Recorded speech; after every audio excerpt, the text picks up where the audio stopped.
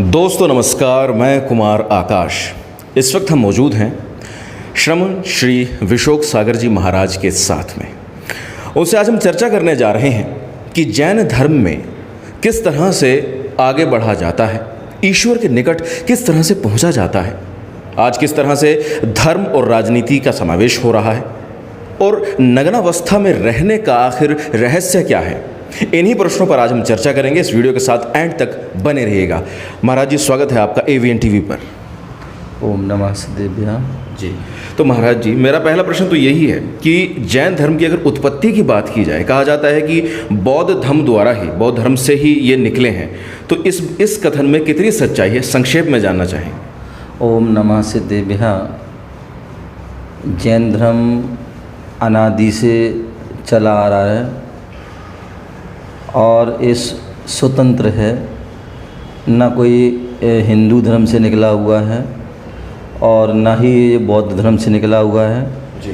हमारे अनादिकाल से जो है, जो तीर्थंकर आदि हैं होते आ रहे हैं, वर्तमान में अभी भी जो है विदेश क्षेत्र में हो रहे हैं जी। और भविष्य में भी होते रहेंगे।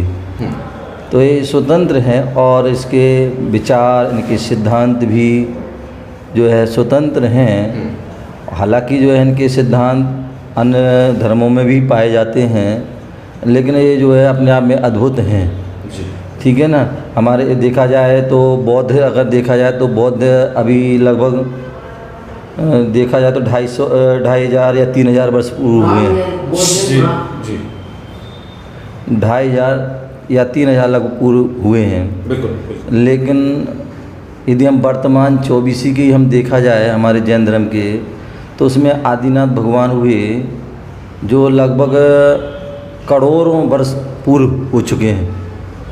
यानी ये कहा जाए कि बौद्ध धर्म से भी पहले जैन धर्म की उत्पत्ति है। मतलब क्योंकि वर्तमान 24वीं, उसके पहले भूत की 24वीं हो चुकी कहीं, लेकिन हम वर्तमान जो है 24वीं जो हुए हैं, जिसमें सबसे पहले प्रथम ऋषभ देव हुए हैं इस युग के, तो उसमें जो ऋषभ देव भी जो है बहुत मतलब लगा तृतीय काल में उनका जन्म हुआ है।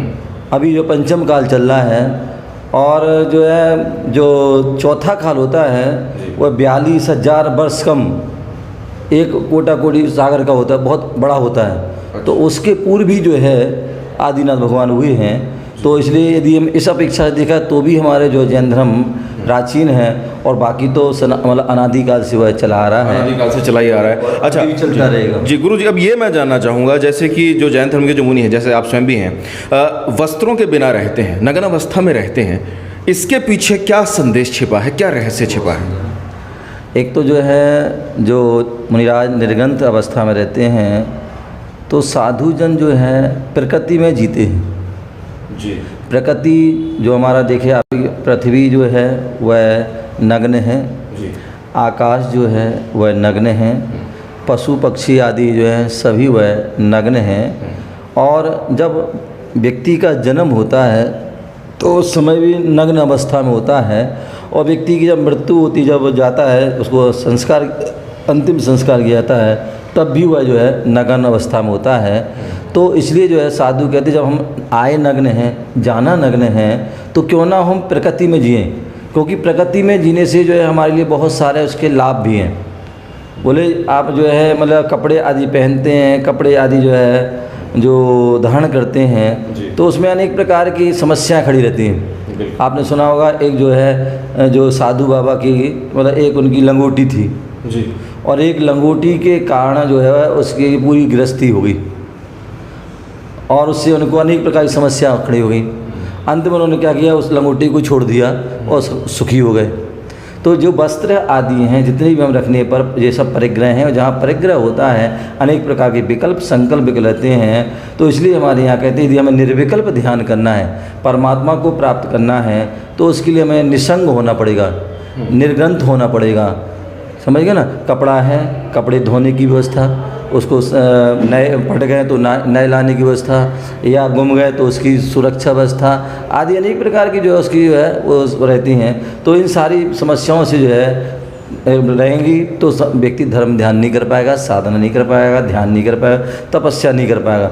तो इसलिए उन्होंने जो कह दिया कि जो है आप जो है क्या करें, जो आपके लिए जो है निर्वस्त्र रहिए। और निर्वस्त्र रहने के लिए हमारी जो है ये भी एक साधना है। बोले साधु संत विहार करते हैं, निर्वस्त्र विहार करते हैं, और इनकी जो पंचेंद्रिय हैं, पांचों इंद्रियां हैं, उनसे मालूम पड़ता है कि इन्होंने अपनी जो कितनी कठिन साधना कर रहे हैं, उन्होंने सारी इंद्रियों को बस में कर लिया। जहाँ व्यक्ति जो है बाथरूम में भी कपड़े उतारने को जो है वो शर्माता है, लेकिन जो है चाहे वो बच्चा हो चाहे बड़ा हो, लेकिन निर्गंध साधु जो है वह हज़ारों की भीड़ के सामने वह वस्त्रों को त्यागते हैं, और हज़ारों की भीड़ में बीच में रह कर के भी वह जो अपने निर्विकार रहते हैं। जहाँ कपड़े आदि रहते हैं वहाँ वासनाएँ आदि होती हैं, और उनको छिपाने के लिए, विकार को छिपाने के लिए हम कपड़े आदि धारण करते हैं, लेकिन साधु निर्विकार होते हैं, तो इसलिए वह वस्त्रों को वह त्याग करते हैं। बिल्कुल, ये एक अहम बिंदु उठाया है कि विकारों को छिपाने के लिए भी वस्त्रों का इस्तेमाल होता है, क्योंकि ये देखिए एक अलौकिक बात है, धार्मिक बात है। और जैसा कि आपने नेचर का जिक्र किया, प्रकृति का, जीव जंतु भी नग्न ही रहते हैं, वस्त्र धारण नहीं करते हैं, और जीव जंतुओं को भी हम प्रकृति में ही शामिल मानते हैं। अगला प्रश्न गुरुजी आपसे ये है कि वर्तमान समय में जिस तरह से हम देख रहे हैं कि एक और जहाँ आस्तिक और नास्तिक, ये प्रश्न आदिकाल से चला आ रहा है, इस प्रश्न से यदि कोई व्यक्ति जूझ रहा हो तो वो किस ओर जाए? ध्यान रखिए, जीवन में यदि हम अपना कल्याण करना चाहते हैं, अपना हित चाहते हैं, तो हमें जो है नास्तिक नहीं बनना है, हमें आस्तिक बनना है। नास्तिक वह व्यक्ति होता है जो धर्म गुरुओं से, धर्म से, परमात्मा से वह दूर रहता है, उसकी कोई आस्था नहीं रहती है, कोई श्रद्धा नहीं रहती है।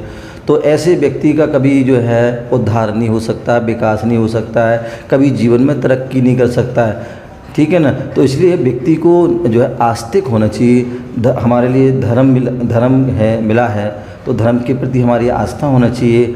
जिस धर्म में हमने जन्म लिया है, या जिस गुरु जो हमारे गुरु हैं, उनके प्रति हमारी आस्था होना चाहिए। जो परमात्मा हैं उनके प्रति आस्था है, और आस्था मान ही जो है उसके लिए आगे मोक्ष का उसे रास्ता मिलता है, धर्म का रास्ता मिलता है, और धर्म के माध्यम से ही हमें सारी उपलब्धि प्राप्त होती हैं। यदि हम धर्म से रहते हैं, शून्य हैं, तो धर्म के बिना हमें कुछ भी प्राप्त नहीं हो सकता है। आप देखते कितने लोग ऐसे होते हैं, बहुत मेहनत करते हैं, बहुत पुरुषार्थ करते हैं, लेकिन उनको सफलता नहीं मिलती है, क्योंकि वो धर्म से विहीन है।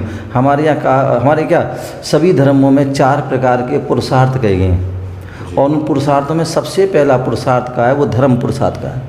मतलब सबसे पहले हम धर्म से जुड़ें, और धर्म से जुड़ोगे तो आपको धन मिलेगा। अर्थ पुरुषार्थ दूसरा है, पहले आप धर्म कीजिए, उसके बाद अर्थ पुरुषार्थ कीजिए, और अर्थ पुरुषार्थ प्राप्त होगा तो आपके लिए काम पुरुषार्थ की भी प्राप्ति होगी, मतलब आपकी शादी वगैरह है, जो भी है गृहस्थ जीवन आपका रहेगा।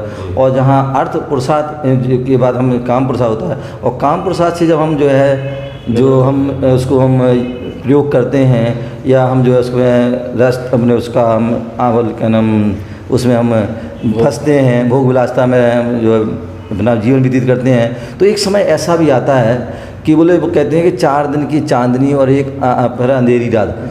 जितनी भी भोग पंचेंद्रिय के विषय भोग हैं वो हमें 4 दिन अच्छे लगते हैं। जब तक व्यक्ति की शादी ना हो तो उसकी शादी के प्रति ललक होती है, शादी, और जैसी शादी हो जाती है तो 4 दिन बाद फिर नौन तेल लकड़ी आदि जो है समस्या जब आती हैं, घर में किचकिच पिचपिच होती है, लड़ाई झगड़े आती हैं, तो ऐसे सोचा था, फिर व्यक्ति सोचता है कि इससे तो शादी ना करते तो इस कथन से मुझे लगता है लाखों लोग सहमत होंगे, जो गुरुजी ने भी कहा है, बिल्कुल सच बात है। शादी के पहले ललक होती है, उसके बाद में अलग ही तरह के भाव आते हैं, विरक्ति की ओर मनुष्य का मन जाने लगता है। बिल्कुल सही हो जाता है। तो कहने का तात्पर्य कि व्यक्ति अर्थ पुरुषार्थ प्राप्त कर, धर्म पुरुषार्थ, फिर अर्थ पुरुषार्थ, फिर काम पुरुषार्थ, और काम पुरुषार्थ से मतलब तुरंत जल्दी ही जो विरक्ति की ओर भगता है, वो बात अलग है। वो चाहता है कि हम संसार से निकल के हम धर्म के मार्ग बढ़ें, संत बैरागी बने, लेकिन वो घर गृहस्थ में ऐसा मकड़ी का जाल जो बनाता है ना, वो ऐसा फंस जाता है कि वो उसका जो है निकलना मुश्किल होता है। मतलब व्यक्ति जैसे दलदल में फंस जाता है ना, कीचड़ में फंस जाता है, तो उसमें निकलना जो है मुश्किल है। लेकिन हाँ, ऐसा भी नहीं है कि हम सर्वथा निकल नहीं सकते हैं। ऐसे भी हमारे प्रबल पुरुषार्थी होते हैं कि जो एकदम पुरुषार्थ करते हैं और उन्हें गुरु आदि का सानिध्य मिलता है, तो वो निकल भी जाते हैं और अपना कल्याण कर लेते हैं। तो कहने का तात्पर्य काम पुरुषार्थ के बाद व्यक्ति मोक्ष पुरुषार्थ की ओर भी अग्रसर होता है। और कहने का तात्पर्य यदि हम क्रम से करते हैं तो किसी प्रकार के फिर विकार हमारे अंदर नहीं आ सकते हैं। यदि हम हो सकता है भाई कई बार व्यक्ति डायरेक्ट भी बन जाता है साधु, हो सकता है वह जो है मतलब धर्म पुरुषार्थ से सीधा वो जो है मोक्ष पुरुषार्थ की ओर कदम बढ़ाए और वैराग धारण कर ले, दीक्षा धारण कर ले।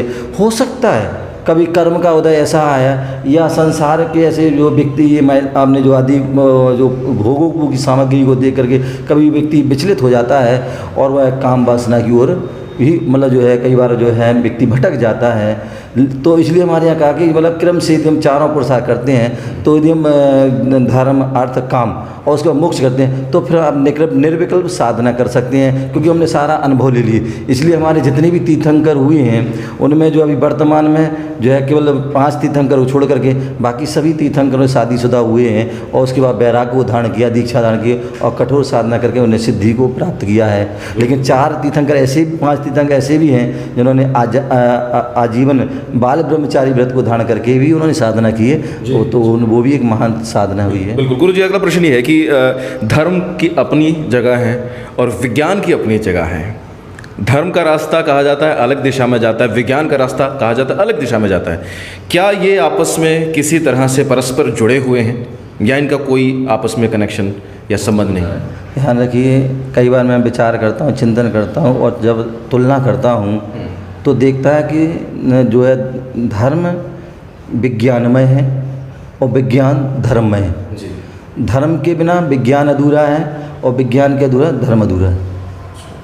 और जो है हम बोलते हैं जो जैन धर्म है वास्तविकता में देखा जाए वो साइंटिफिशियन धर्म है। साइंस तो आज उत्पन्न हुई है या वैज्ञानिक आज उत्पन्न हुई है, लेकिन जैन धर्म तो अनादिकाल से उत्पन्न है। और हमारे जो तीर्थंकर भगवंत होते हैं वो सर्वज्ञ होते हैं, उनका पूर्ण ज्ञान होता है और उनके पूर्ण ज्ञान में सारी ऐसी बातें झलकती हैं जो ऐसी बातें करते हैं कि वो आज भी घटित होती हैं। मान लीजिए हमारे जो तीर्थंकर हुए, मान लीजिए हम आदिनाथ को ही लेते हैं, आदिनाथ भगवान तीर्थंकर हुए और उन तीर्थंकरों ने कह दिया कि मान लीजिए हमारे लिए कि जो है रात्रि में भोजन नहीं करना है। क्यों नहीं करना? तो उन्होंने रीज़न बताया कि सूर्य अस्त के बाद जो है अनेक जीवों की उत्पत्ति हो जाती है जी।